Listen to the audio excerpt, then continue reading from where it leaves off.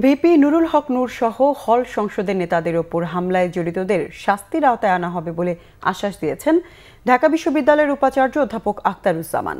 এদিকে ডাকসুর ভিপি নুরুল হক হুঁশিয়ারি দিয়েছেন, দোষীদের বিচার নিশ্চিত না হলে সোমবারের পর নতুন কর্মসূচি দেওয়া হবে। যদিও এজিএস ও ছাত্রলীগ নেতা সাদ্দাম হুসাইন বলেছেন, রাজনৈতিক ফায়দা নিতে অপরাজনীতি করছে ভিপি। ঘটনার শুরু সোমবার রাতে বিশ্ববিদ্যালয়ের সলিমুল্লাহ মুসলিম হল থেকে অছাত্র ও বহিরাগতদের বের করা নিয়ে হল সংসদের এক এজিএস প্রার্থীর উপর হামলা করে ছাত্রলীগ। এর বিচার চাইতে মঙ্গলবার বিকালে এসএম হলে যান ডাকসুর ভিপির নেতৃত্বে হল সংসদ ও সাধারণ ছাত্র অধিকার সংরক্ষণ পরিষদের নেতারা। সেখানে আটকে রেখে লাঞ্ছিত করা হয় নূরসহ অন্যদের। এর প্রতিবাদে ভিসির বাসভবনের সামনে রাতভর অবস্থান করেন তারা। প্রক্টরের আশ্বাসেও নিজেদের অবস্থান থেকে সরে না আসার ব্যাপারে অনড় থাকেন নূরসহ সাধারণ ছাত্র অধিকার সংরক্ষণ পরিষদের নেতারা। বুধবার সকালে উপাচার্যের সাথে বৈঠকের পর দোষীদের বিচারে সোমবার পর্যন্ত সময় বেঁধে দেন ভিপি।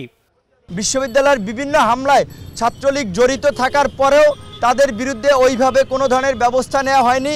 অন্তত কালকের ঘটনায় যারা জড়িত তাদের বিরুদ্ধে দৃষ্টান্তমূলক ব্যবস্থা আমরা আগামী সোমবারের মধ্যে দেখতে চাই।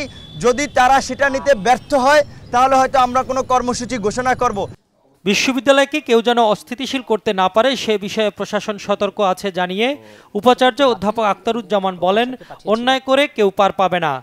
একটি তদন্ত কমিটি গঠিত হয়েছে এবং যদি যারা দোষী তাদের বিরুদ্ধে আমরা বিশ্ববিদ্যালয়ের আইনানুগ যে ব্যবস্থা আছে সেগুলো ব্যবস্থা গৃহীত হবে। এদিকে এজিএস ও ছাত্রলীগ নেতা সাদ্দাম হুসাইন বলেছেন, এখতিয়ারের বাইরে কাজ করতে গিয়ে অপরাজনীতি করছেন ভিপি।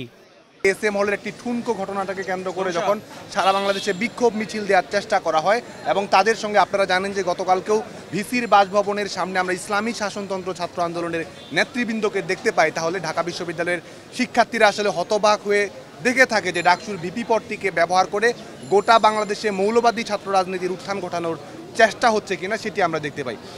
নূরের উপর ছাত্রলীগ হামলা করেনি বলেও দাবি করেন সাদ্দাম হুসাইন। মিজানুর রহমান সবুজ, বাংলাভিশন, ঢাকা।